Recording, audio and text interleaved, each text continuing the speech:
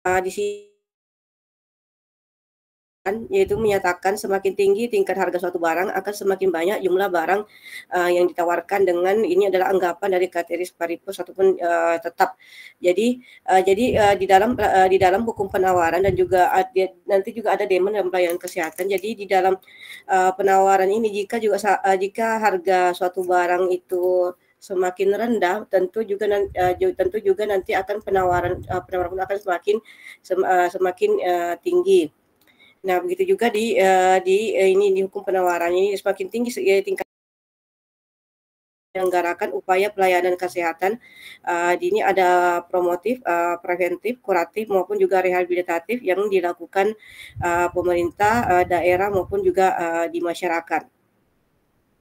Sedangkan dalam Peraturan Presiden Nomor 72 Tahun 2012 tentang SKN, pelayanan kesehatan ini juga meliputi pencegahan, pengobatan dan pemulihan, baik pelayanan kesehatan yang konvensional maupun pelayanan kesehatan yang tradisional, alternatif dan juga komplementer melalui pendidikan dan juga pelatihan dengan selalu mengutamakan keamanan dan kualitas dan juga yang bermanfaat.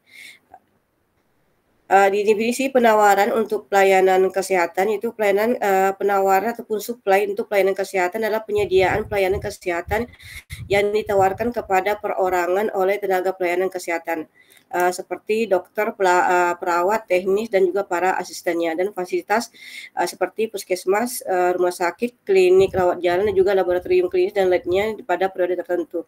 Jadi kalau seperti yang ada seperti di rumah sakit untuk pihak dari provider ataupun pihak dari rumah sakit ataupun swasta ataupun rumah sakit yang swasta dan juga pemerintah ini menyediakan pelayanan kesehatan. Jadi yang sebagai ini konsumen merupakan sebagai yang pengguna pelayanan kesehatannya. Nah, untuk di rumah sakit sendiri, rumah sakit menawarkan seperti jasa ataupun fasilitas kesehatan kepada pasien. Nah, ini sehingga yang digunakan oleh pasien adalah merupakan adalah jasa dan juga fasilitas kesehatan yang telah disediakan oleh fasilitas kesehatan. Nah, faktor-faktor yang mempengaruhi suplai dalam pelayanan kesehatan itu ada fungsi penawaran ataupun suplai, juga ada fungsi produksi dan juga ada faktor dominan dalam suplai pelayanan kesehatan. Apabila terdapat perubahan harga naik ataupun dengan asumsi semua variabel lainnya konstan ataupun tetap, maka mengakibatkan jumlah yang ditawarkan akan bertambah. Jadi jika harganya semakin naik, maka juga di sini yang ditawarkan akan semakin bertambah. Demikian pula sebaliknya, apabila terdapat perubahan harga turun dengan semua variabel yang konstan, maka mengakibatkan jumlah yang ditawarkan akan berkurang. Jadi semakin turun juga harga dari ini maka juga akan turun yang ditawarkan oleh pelayanan kesehatan. Ibu, maaf Bu. Ya. Slide-nya nggak jalan Bu. Oh, nggak jalan ya? Nggak Bu. Nggak Bu. Oh iya, oke. Saya kira jalan.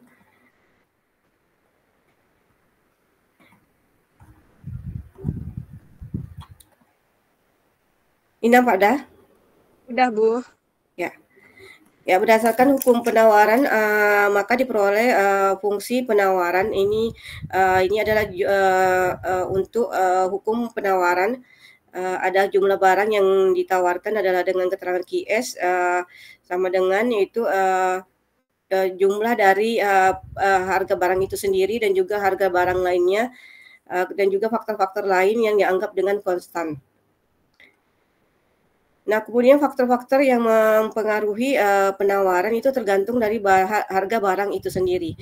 Jadi jika semakin kemudian juga ada harga barang lain dan juga ada biaya produksi dan juga ada tujuan operasi perusahaan dan juga ada tingkat teknologi yang digunakan. Jadi inilah faktor-faktor yang mempengaruhi penawaran. Selain faktor harga barang itu sendiri, ada juga faktor lain yang dikategorikan sebagai faktor yang bukan harga yang mempengaruhi penawaran. Sedangkan kalau bukan faktor bukan harga yang mempengaruhi penawaran, itu harga barang lain. Contohnya itu harga barang pengganti atau barang pelengkap, dan salah satu diantaranya adalah mempengaruhi jumlah yang ditawarkan. Sedangkan yang tadi ini adalah biaya produksi, ini adalah biaya produksi mempengaruhi harga pokok penjualan dan menentukan keuntungan usaha. Apabila keuntungan tidak menarik lagi, maka produksi akan diturunkan.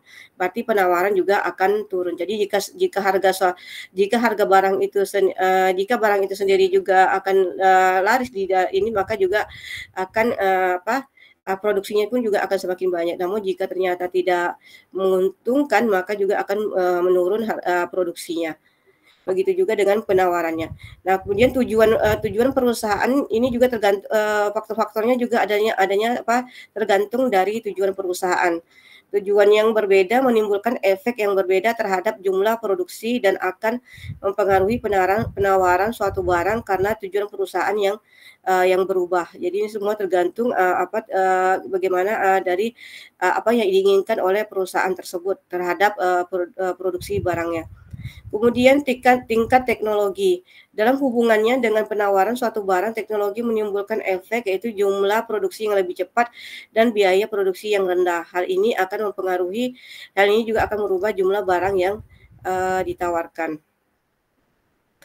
Sedangkan kalau fungsi supply yang produksi itu fungsi produksinya menjelaskan hubungan antara hasil atau output dari pelayanan yang diberikan dengan input atau sumber daya yang dimiliki. Jadi kalau untuk di rumah sakit itu kan inputnya itu merupakan sumber daya seperti fasilitas kesehatan, SDM, kemudian juga dengan jasa dokter-dokter yang tersedia di rumah sakit. Nah, itu merupakan sumber daya yang ditawarkan oleh pihak rumah sakit untuk kemudian nantinya fasilitas dan juga jasa yang digunakan oleh pasiennya. Nah, fungsi produksi dalam suplai pelayanan kesehatan dapat dirumuskan. Yang ini adalah untuk fungsi produksinya dalam suplai pelayanan kesehatan, yaitu suplai pelayanan kesehatan, yaitu kemudian sumber daya ini juga sama dengan sumber daya yang dimiliki seperti misalnya SDM, kemudian fasilitas kesehatan ataupun yang lainnya, kemudian juga dengan berapa biaya dari pelayanan yang diberikan. Kemudian faktor-faktor yang mempengaruhi suplai dalam pelayanan kesehatan itu ada 6M, 2T dan 1I. Yang dikatakan dengan 6M di sini money, material, method dan mesin. Dan juga market. Sedangkan ini ada juga teknologi dan juga work time dan juga informasi. Jadi inilah faktor-faktor yang mempengaruhi suplai dalam pelayanan kesehatan 6M, 2T dan juga 1I. Sedangkan dari ke-9 faktor ini ada faktor yang dominan dalam suplai pelayanan kesehatan. Jadi faktor yang dominan dalam suplai pelayanan kesehatan itu adalah ini.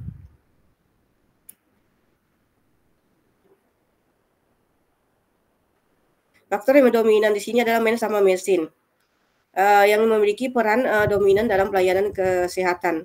Ini merupakan faktor penting yang terpenting dalam pelayanan kesehatan karena pelayanan kesehatan merupakan bisnis jasa. Jadi SDM di sini memberikan pelayanan kesehatan melalui jasanya, sedangkan begitu juga seperti paramedik dan juga non paramedik.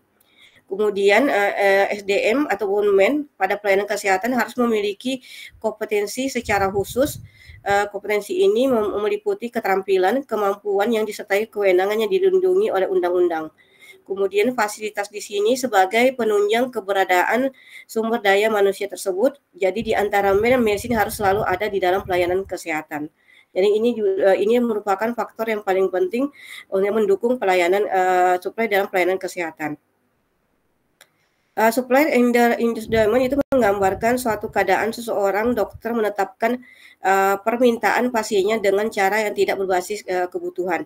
Ini ada beberapa supply demand, induced demand, dan juga ada menurut Volland ini memberikan bahwa suatu pernyataan bahwa pasien tidak boleh adanya penyalahgunaan oleh dokter dalam melakukan suatu tindakan medis untuk keuntungan pribadi dokter. Nah, kemudian di sini juga ada supplier reduced demand, yaitu mencerminkan keadaan bahwa justru dokter atau rumah sakit menetapkan demand di bawah yang seharusnya. Jadi Seperti yang sekarang kita lihat itu bahwa sekarang sudah menggunakan BPJS, jadi semua sudah disesuaikan dengan harga yang ada di BPJS kecuali mungkin yang masih umum. Ini materi kita terkait dengan konsep supply dalam pelayanan kesehatan.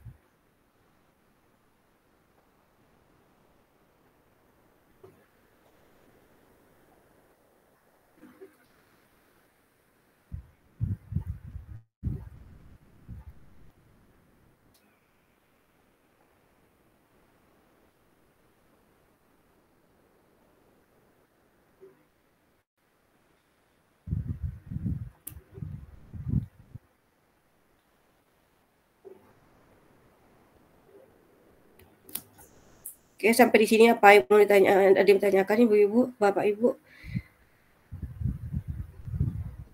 Hari ini materinya sudah kuliahnya cuma sampai jam 12 ini ya? Iya, Bu. Oh iya, oke.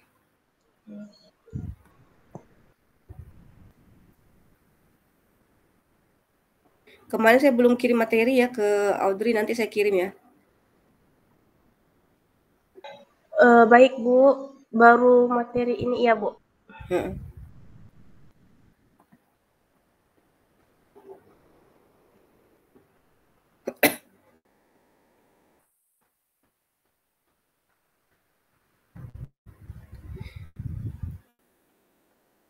Bagi ibu-ibu mungkin kalau tidak ada mau tanyakan, kita ini dulu sampai sini ya. Nanti materinya akan saya kirim ke Audrey. Baik, Bu. Baik, Bu. Siap, Bu.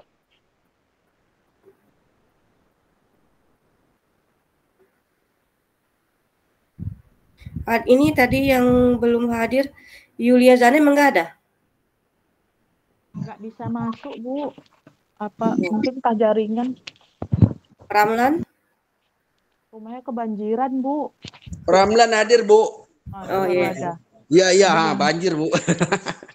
Abdi Riyandi? Abdi Riyandi hadir? Abdi tadi kayaknya nggak bisa masuk kayaknya, Bu. Entah Abdi, entah Hardi tadi ya. Kalau Ferdidul Azari? Ferdidul ada ya? Ada ya? Ardiansyah? Hadir, Bu. Raja Putri Yunita? Hadir, Bu. Tadi saya susah masuknya, Bu. Oke. Berarti yang belum ada Yuliana sama Abdi ya? Yulia Zana? Hadir, Bu. Yulia Zana hadir. Hadir ya? Jalan, Bu. Hadir, Bu. Tadi susah masuknya. Oke. Abdi hadir, Bu. Oke, berarti Yulia ada semua Zana ya? hadir ya, Bu. Iya ya. Baiklah Bapak Ibu, kalau tidak ada yang mau ditanyakan, saya tutup pertemuan kita hari ini ya dengan ucapan Assalamualaikum warahmatullahi wabarakatuh. Waalaikumsalam warahmatullahi wabarakatuh. Terima kasih, Bu.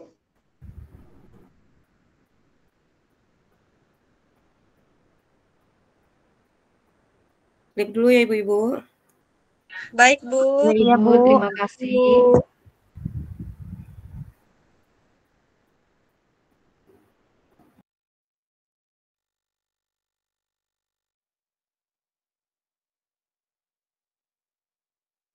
Udah habiskan ketua, jadwalnya ketua. Udah, Bang. Nggak ada lagi masuk nih ketua.